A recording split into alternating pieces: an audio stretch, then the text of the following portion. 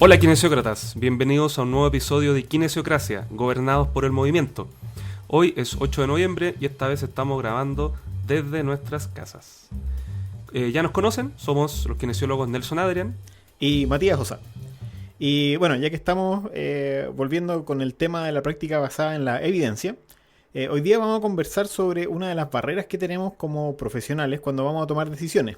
Y tiene que ver con lo que, o algo parecido a lo que economistas llaman el costo hundido. El costo hundido consiste en basar decisiones actuales en decisiones que hemos tomado en el pasado.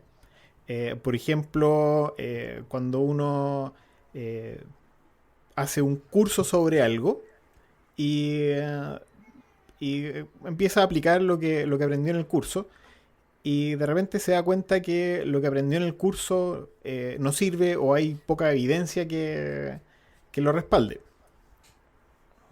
y esto te genera también una gran disonancia cognitiva.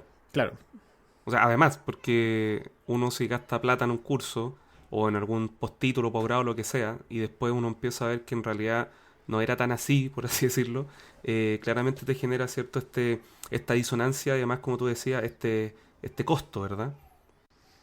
claro, y la disonancia uno la puede resolver de dos formas, ¿ya? ¿No es cierto? O sea, puede decir, ya, voy a dejar de hacer esto porque la evidencia en realidad dice que no sirve, o tratar de buscar formas de justificar y seguir haciendo lo que uno aprendió a hacer en este curso. Y eso puede ser peligroso de algún sentido, ya porque por tratar de justificar lo que hacemos, la verdad es que uno le va a encontrar justificación. De hecho, hoy en día se habla incluso de la evidencia plus. Y la evidencia plus es toda aquella que no va a estar directamente estudiando lo que nosotros estamos justificando, por así decirlo, pero sí tiene alguna base más o menos científica. Entonces, como es un juego ahí como bien peligroso, ¿ya? Bueno, ¿por qué damos toda esta como introducción un poco? Porque vamos a hablar hoy día de un tema que es sumamente controversial y se trata del kinesiology tape o el kinesiotaping o el vendaje elástico adhesivo y todos los múltiples nombres que tiene. Bueno, quiero hacer como primero como un disclaimer de este tema. Eh, yo dicté durante años cursos de taping en Latinoamérica, ya en países como, bueno, obviamente Chile, en Argentina, Perú, Colombia, Ecuador, etcétera. Y estoy hablando como el año 2009 hasta como el 2011, 2012. Y además soy instructor certificado de Kate Tape y soy instructor senior de Rock Tape. Entonces invertí, la verdad es que hartas horas de formación en esto, formándome con los instructores, con gente que escribió estos libros, ¿ya? Y además he dirigido varias tesis de grado en el tema, ¿ya? Y además, hace poco, hace como el 2016, escribí dos capítulos para dos libros del tema. Así que, claro, pareciera que podría yo como defender de alguna forma el tape, pero la verdad es que con los kinesiócratas queremos ser transparentes, ¿ya? Y yo voy a tener una opinión bastante imparcial y objetiva, ¿ya? Porque es un tema muy, muy, muy interesante y habla justamente de cómo van cambiando los conceptos con el tiempo y además cómo uno se tiene que ir sí o sí adaptando a lo que va diciendo la investigación. Y cómo vamos también convirtiendo toda esta base retórica como la del kinesiotape en una base teórica y una base ya empírica sobre estudios o ensayos clínicos. Porque eh, podríamos partir, yo creo, diciendo cómo empezó esto del K-tape. Ya, pues no hay problema. Mira, esto podríamos como hacer un pequeño resumen de la historia. Ujú.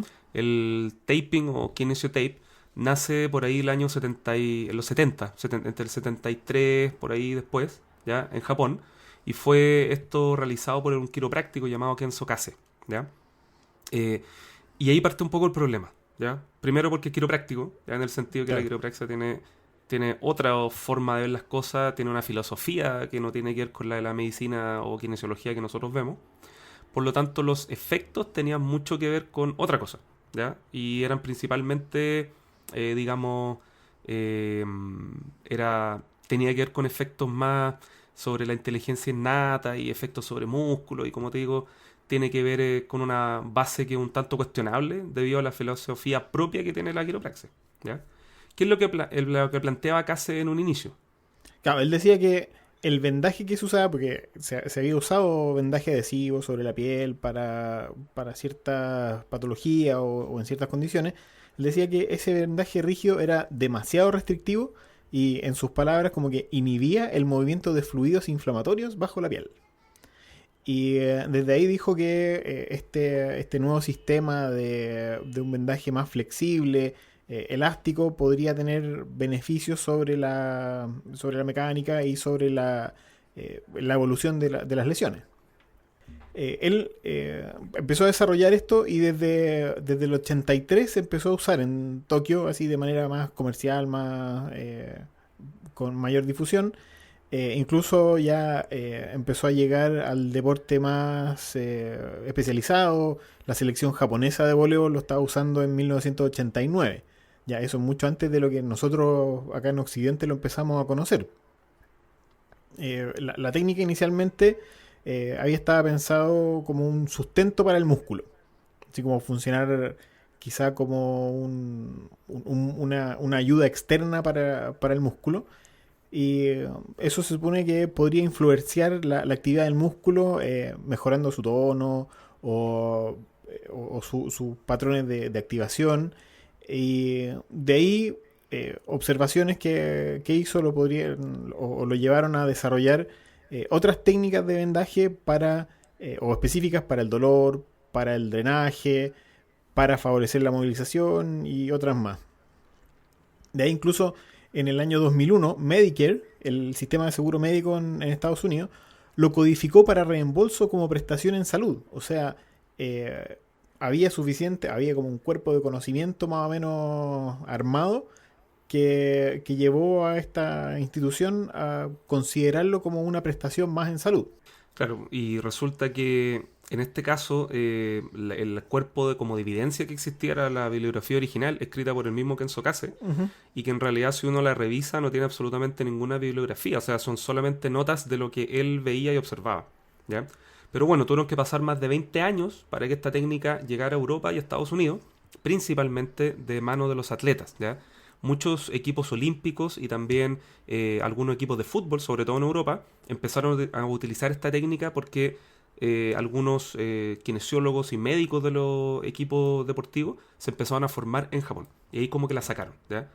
Y además tardaron como 10 años más en comenzar a aparecer, por ejemplo, en Chile y Latinoamérica. ¿Ya? Por ejemplo, la primera vez que se empezó a hablar acá en Latinoamérica fue más o menos alrededor del año 2008, ¿ya? Y tuvo una gran explosión hasta más o menos el 2013. Eso coincide más o menos entre los Juegos Olímpicos de Beijing y de Londres.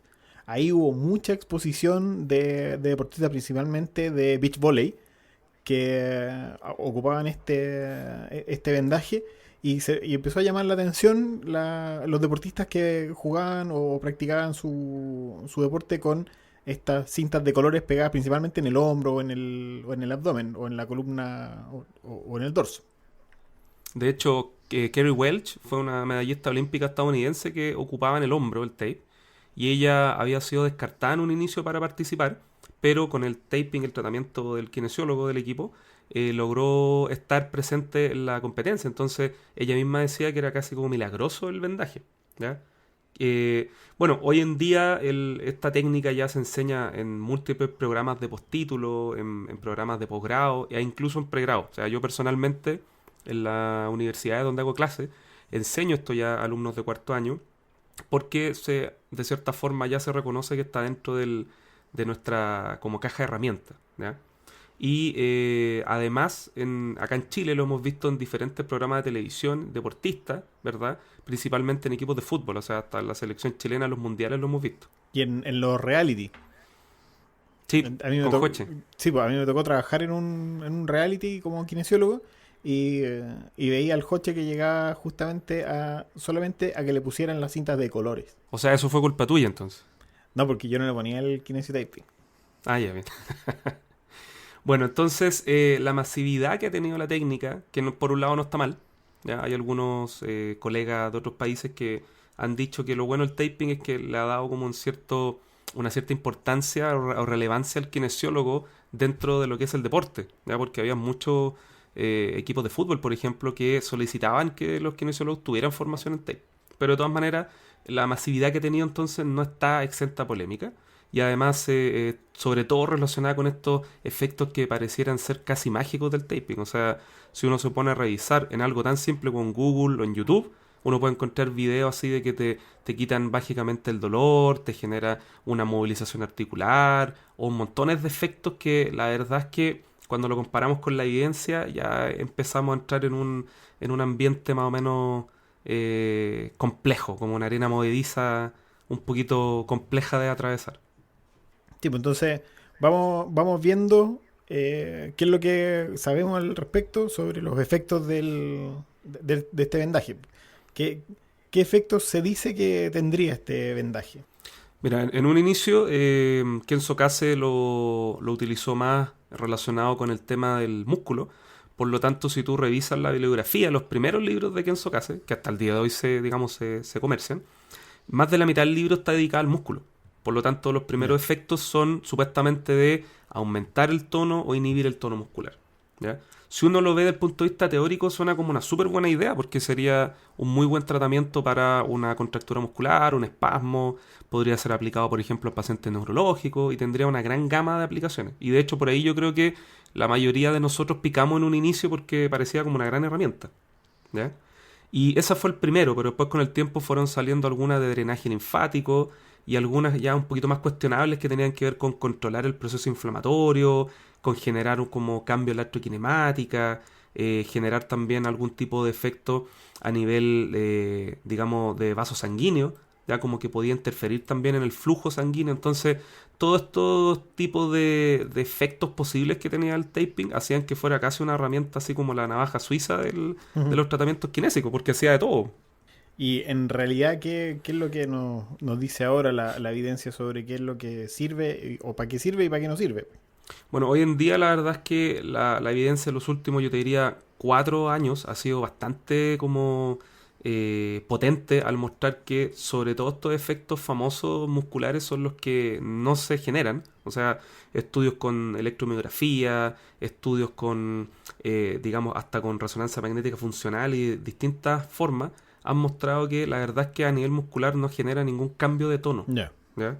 No, por lo tanto, no influye en las llamadas características paramétricas musculares. O sea, el taping o algo, imagínense, un pedazo de tela pegado en la piel, claramente no te va a generar cambios de fuerza, resistencia, potencia, velocidad, etcétera. Y eso se ha estudiado, o sea, se ha estudiado en atletas, en personas comunes y corrientes, y se ha visto que no genera absolutamente ningún cambio, y da lo mismo si tú la forma en cómo pegue el taping, no va a generar algún tipo de adaptación a nivel muscular directo. Ya, a ver, cuando dices la forma en la que pegas el taping, para la gente que no maneja mucho la técnica, ¿podrías más o menos explicar de qué se trata eso? Sí, mira, la técnica que inventó Kase decía que habían dos formas de aplicar el vendaje. Una tenía que ver cuando iba de origen a inserción del músculo, siguiendo, digamos, la anatomía propia, o de inserción a origen, ¿ya? Cuando iba de origen a inserción, se supone que tú generabas una activación muscular, ya como que se le daba una información al músculo para que promoviera el acortamiento y por lo tanto mayor activación.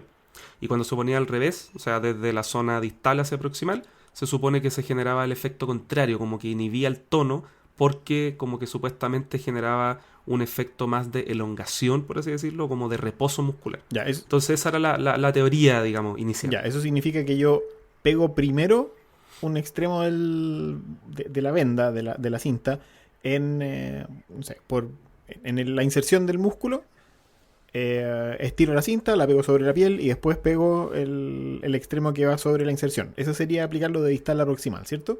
Claro. Ya. Entonces se supone que todas estas técnicas eran seguir la anatomía propia. Entonces, por ejemplo, los cursos, los libros también está separado por segmentos. Hombro, no sé, extremidad inferior, tobillo. Y el problema era cuando se entraba ya en musculatura profunda.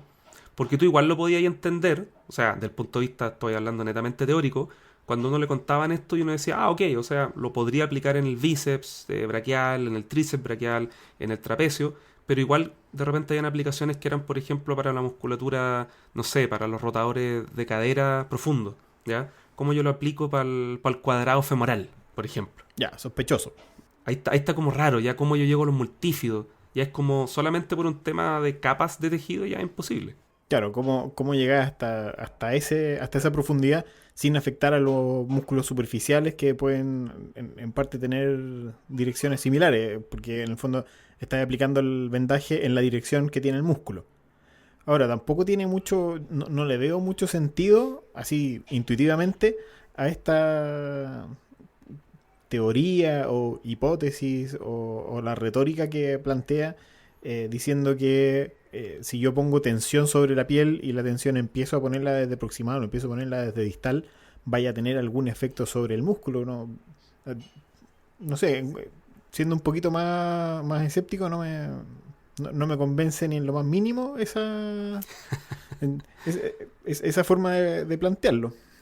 Claro, mira, lo que pasa es que a nosotros cuando nos preguntaban, o nosotros mismos preguntábamos en los cursos de formación, no había respuesta para eso. O sea, era una cuestión netamente mecánica que tú llevabas como, por así decirlo, como a imitar la posición de acortamiento del músculo y eso supuestamente generaba mayor activación. Entonces ya era, como te digo, una teoría súper extraña, pero al final Sí. uno, ¿por qué se la terminaba comprando? Porque uno veía un efecto en el paciente. Eso era lo interesante. O sea, independiente que tú compraras o no mucho la teoría que había detrás, de todas maneras uno veía, por ejemplo, que el paciente movía mejor o se le quitaba el dolor. Entonces al final uno decía, bueno, estamos hablando del año 2000, no sé, 2009, cuando la verdad es que no había Ujú. muchos papers. Entonces uno decía, ok, esta cuestión entonces algo debe generar a nivel del cuerpo. Ya. Y entonces tenemos una, una aplicación que es bien polémica, porque estamos generando cursos, se está enseñando en pregrado, se está enseñando en posgrado, pero tenemos, yo diría que poca evidencia actualmente, poca evidencia eh, que en realidad apoye la técnica, porque yo estuve haciendo también una revisión al respecto, a ver qué es lo que dice la evidencia actual. Ya, o sea, qué es lo que dicen revisiones sistemáticas sobre esto. Ujú, Y ujú. en general lo que encontré, o los comentarios que hacían en sus revisiones los autores, era que eh, aunque habían algunos estudios que favorecían al K-tape en los resultados, en el outcome que puede ser dolor o la funcionalidad medio en distintas escalas, eh, los estudios que apoyaban al K-tape en general eran de menor calidad metodológica. Cuando se filtra la información, si tú quieres hacer un metaanálisis, y en ese metaanálisis incluye a los estudios de mayor como calidad metodológica, es re poca la diferencia que hay entre el K-tape y no sé, el CHAM o el placebo. Claro que es un poco lo mismo que pasó, por ejemplo, con los estudios de punción seca. O sea, los primeros estudios de punción seca mostraban que era una técnica súper efectiva, pero resulta que tú ibas a ver la metodología y, por ejemplo, no tenían grupo control o no se habían comparado con otra técnica. Entonces, al final era solo un outcome como vacío, por así decirlo. Y con el taping era lo mismo. O sea, tomaban gente, no sé, con dolor de hombro, le ponían taping y observaban qué pasaba y se dan cuenta que a los días bajaba el dolor. Pero eso es un diseño metodológico así súper pobre. Y eso era lo que había en ese momento. Entonces, claro, como tú dices, las revisiones sistemáticas que hoy día contamos con más de 10, o sea, la primera revisión sistemática fue como el 2013 y han ido saliendo montones. Existe una solamente para rodilla, otra para lumbar, otra que es como en general en lesiones musculoesqueléticas. Y todas han mostrado más o menos lo mismo, o sea, que si bien te puede ayudar un poco, no es suficiente o en algunos casos no es mejor que otras técnicas o solamente te puede generar así como una ayuda transitoria. ¿Ya? Va a depender mucho más o menos del objetivo que se busque, pero esas han sido las revisiones, o las conclusiones, perdón, de las revisiones más actuales y también de metaanálisis. Entonces estamos hablando ya de evidencia dura de varios años. Sí, sí, podemos ir viendo más o menos qué dicen estas revisiones. Yo encontré, por ejemplo, Vamos, dale. una publicada este año en Physiotherapy, de los autores Ramírez Vélez, Ormazábal trabaja acá en la USACH. O sea, Ujú. tenemos algunos chilenos acá incluso participando de estas revisiones sistemáticas. ¿Qué, Buenísimo. ¿Qué es lo que dice?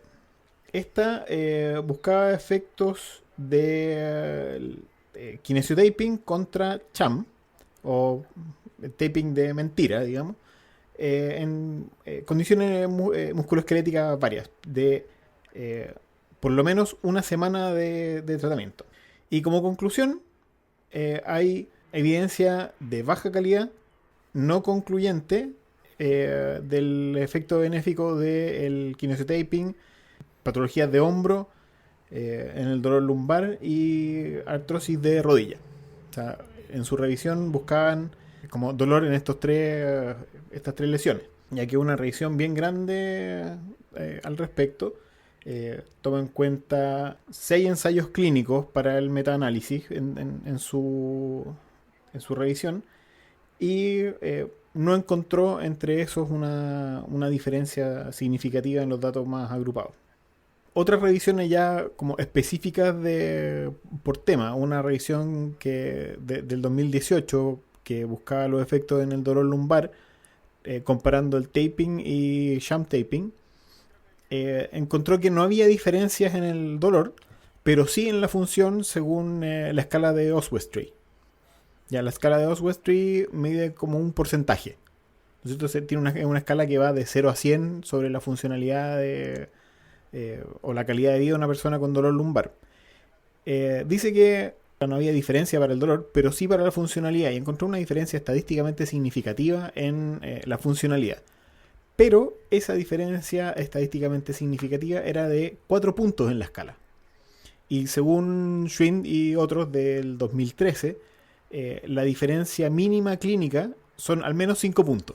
O sea, para decir que un paciente ha mejorado en su funcionalidad ocupando esta escala, debería haber mejorado en al menos 5 puntos. Por lo tanto, aunque la diferencia puede ser estadísticamente significativa, no es clínicamente relevante. Claro, y eso también tiene que ver con otros estudios que han salido, por ejemplo, en el 2017. No recuerdo ahora el autor, no lo tengo escrito acá a mano, pero sí mostraban que habían efectos, pero quizás no eran efectos más grandes que no hacer nada. ¿Ya? O sea, cuando se compara como con la historia natural, se veía que el efecto era muy similar. Entonces, claro, es muy probable y tiene que ver con esto que tú comentas, que puede ser estadísticamente significativo, pero no clínicamente significativo. O sea, tiene total correlación.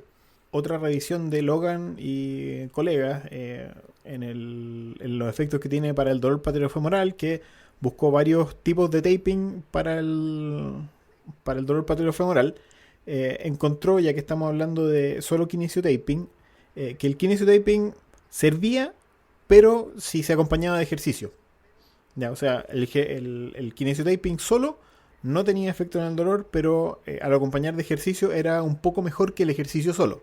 O sea, ahí ya estamos hablando de que puede servir en este caso si la técnica es bien aplicada. Un estudio del 2014 en dolor subacromial, que fue hecho por un equipo turco, ¿ya? Mostraba que el taping era mejor que las inyecciones con corticoides. ¿Ya? ¿Ya? Era bien interesante la comparación, porque también otros estudios han mostrado que en el dolor subacromial la verdad es que los resultados son no concluyentes. Entonces, si uno analiza la evidencia en general, los montones yo diría ya cientos de documentos que existen ahora, dejan esa como apertura, porque es como, pareciera que funcionan algunas cosas, en otras no, pareciera que sí pudiese servir como coadyuvante, pero parece que no. Entonces todavía yo creo que no existe gran evidencia de buena calidad para permitir, ¿cierto?, hacer un estudio que nos dé pistas reales, ya que como tú dices, ¿cierto?, hay baja calidad en los estudios. Sí. Y ojo que esto solamente hablando del tema Uh-huh. del dolor, ya ni siquiera hemos comentado todavía los otros efectos que supuestamente el taping tiene, y de hecho cuál sería la teoría detrás del dolor tiene que ver netamente con el tema descompresivo. Ya se supone que al descomprimir la zona generaría como un barrido de sustancias, detritus, o sea, sería como una teoría netamente mecánica de por qué deja Uh-huh. doler. Y si nosotros lo asociamos a los conceptos actuales en ciencias del dolor, o sea, entendemos que el dolor tiene montones de factores importantes como los contextuales y otros factores que tienen que ver con el entorno, con la condición y un montón de factores, no necesariamente los que tienen que ver con que yo descomprima algo, porque si fuera simplemente por descomprimir, entonces hasta con un sopapo podríamos nosotros generar una disminución de dolor lumbar o subacromial o lo que sea. Bueno, algún día también vamos a hablar de las ventosas entonces. Por supuesto, eso se viene pronto. Ya, pero ¿para qué sabemos que sirve? Parece que en términos de drenaje, cuando hablamos de efectos mecánicos, ahí sí hay algo de evidencia al respecto, ¿no es cierto? Sí, ahí hay bastante. De hecho, la mayoría de estudios se han hecho, por ejemplo, con mujeres que han sufrido cáncer mamario Ujú. y han sido sometidas a cirugía de mastectomía. Y se ha visto que la no presencia de ahí de los ganglios linfáticos se puede ver apoyada por el uso del vendaje elástico con una aplicación especial que es conocida como el pulpito, ¿verdad? Porque Ujú. se corta de una forma específica que tiene varias tiras. Porque claro, la teoría era que como que activaba los ganglios linfáticos y toda una teoría un poquito más como holística, pero se ha visto que mecánicamente, por lo menos el hecho de descomprimir la zona, sí genera un efecto de drenaje volumétricamente similar al que se hace con las manos. ¿Ya? Hay estudios que se han comparado con las técnicas de Godoy Godoy. Hay una autora bien conocida en Brasil que es la doctora Patricia Froes, ¿ya?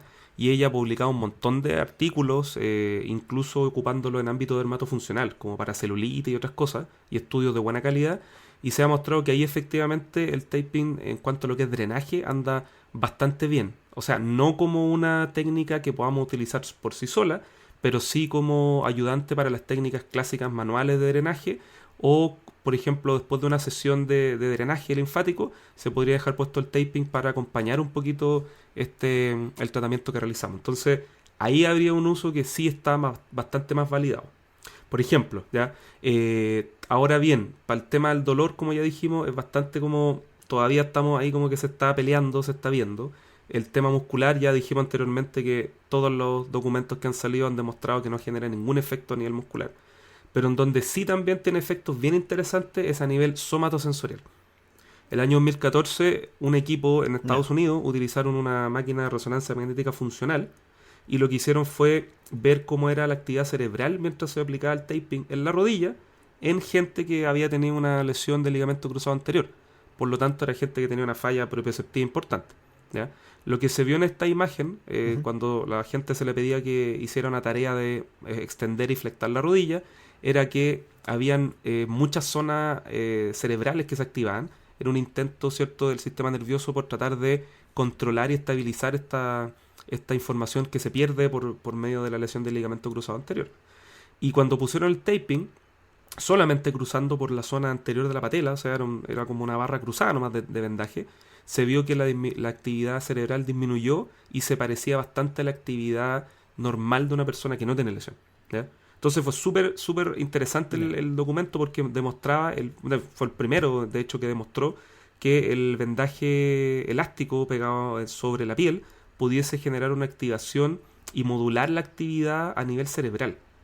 ¿Ya? Entonces ahí tenemos un uso que se ha ido extendiendo hoy en día, que se ha estudiado mucho más, que tiene que ver justamente con la estimulación de mecanorreceptores de la piel, y por lo tanto eso te podría generar cambios en la conciencia kinestésica, te podría generar soporte exteroceptivo en el caso de que haya daño de propiocepción y un montón de otras aplicaciones que se ha visto también en pacientes neurológicos, por ejemplo, en cómo en más que hacer un efecto al músculo, que ya sabemos que no está, sí se estaría dando constantemente un feedback sensorial a nivel de la piel.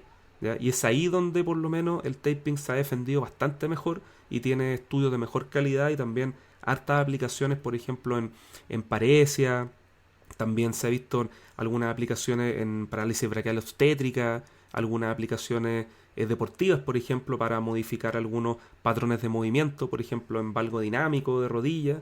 Y es ahí pareciera que el taping pudiese aportar mucho más, o sea, con lo que tiene que ver con gestos de movimiento, patrones de movimiento, ¿ya? Porque el taping ahí pudiese ayudar desde el punto de vista más Ya, y para propioceptivo. eso importa el color del vendaje que se usa, ¿no? Buena pregunta. La verdad es que no. ¿Ya? Los japoneses inventaron cuatro colores básicos, eran dos fuertes y dos como más oscuros, por así decirlo. Los colores más fuertes, como el rojo, se ocupaba principalmente porque quería uno activar el metabolismo, y los colores ya negro o azul oscuro eran para disminuir el metabolismo.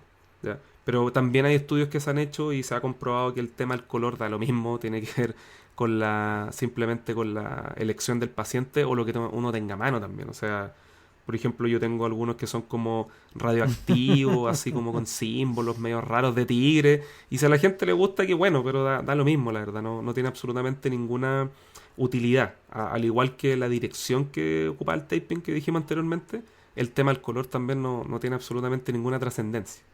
Y bueno, por último entonces, ¿qué podríamos decir sobre las proyecciones futuras del vendaje elástico adhesivo o del kinesiotaping? La verdad es que lo primero es como poder agarrar toda esta evidencia y hablar con un poquito más de soporte y respaldo a lo que estamos haciendo, ¿ya? Por lo tanto, la mayoría de las aplicaciones en las cuales se fue inventado el taping, la verdad es que no tienen absolutamente ningún sustento y no deberíamos promover el uso para eso, ¿ya? O por lo menos promover el uso basándonos en esos principios. O sea, Claro. puede que se haya encontrado que hay un efecto, pero el efecto puede estar demostrado por otros mecanismos y no los que se proponen desde un principio.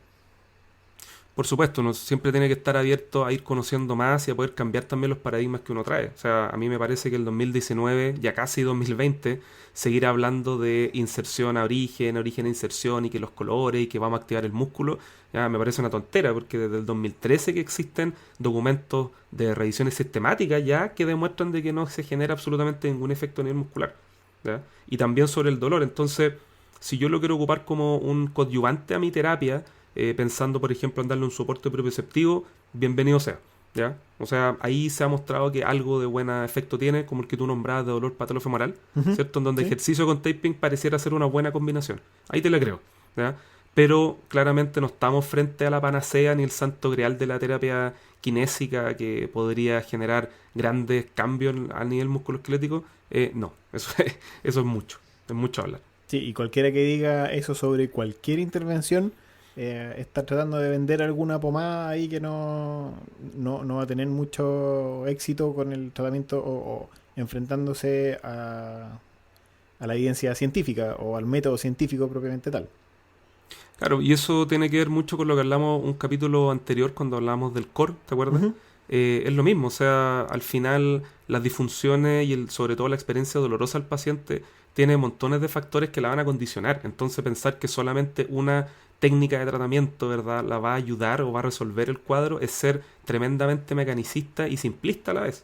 O sea, por eso es que nosotros como kinesiólogos tenemos herramientas desde el punto de vista cognitivo y comunicacional con el paciente, pasando por cualquier técnica que nos pueda ayudar para poder darle algún tipo de auxilio, ¿verdad? O ayuda en la rehabilitación del paciente. Y sería, o sea, no existe absolutamente ninguna técnica mágica. Y menos todavía técnicas pasivas. Menos, o sea, las técnicas pasivas está demostrado que son las menos útiles para el paciente porque van a generar dependencia, ¿verdad? Y pueden generar más catastrofización e hipervigilancia por parte del paciente. Entonces, se sabe desde hace varios años que para promover una mejor recuperación y que sea duradera e incluso preventiva para futuros cuadros de dolor, lógicamente tienen que ser técnicas que promuevan la autoeficacia, ¿verdad? Y el autocuidado del paciente, y eso lo da el ejercicio nomás. O sea, si nosotros como kinesiólogos queremos tener una así como la varita mágica, es el ejercicio físico y sería. Las otras técnicas van a ayudar para algunas cositas, nada más. Y ahí lo tienen, el K-Taping y sus efectos. Recuerden que nos encuentran en varias redes sociales, en Instagram y en Twitter somos @kinesiocracia. También tenemos nuestra fanpage en Facebook que es Kinesiocracia. Tenemos un correo que es kinesiocraciapodcast@gmail.com y ahí estamos atentos a los comentarios, preguntas y sugerencias. Visiten nuestra página web, kinesiocracia.com, donde podrán encontrar enlaces a todos los episodios del podcast, notas y algunos links de interés. Además tenemos un blog sobre temas de interés por parte de ustedes y está también abierto para la discusión. En el mismo blog pueden encontrar cómo hacer su aporte para ayudarnos con esta labor de difusión de nuestra profesión, ¿ya? Si disfrutaron del podcast y del blog, ahí nos pueden entonces invitar a un café, ¿ya? Que es una forma como de poder sustentar un poquito los equipos y todo lo que hacemos con Matías, ¿ya? Prometemos no portarnos mal ni comprar drogas ni alcohol para nuestro uso privado. Así que muchas gracias y hasta la próxima. Hasta la próxima.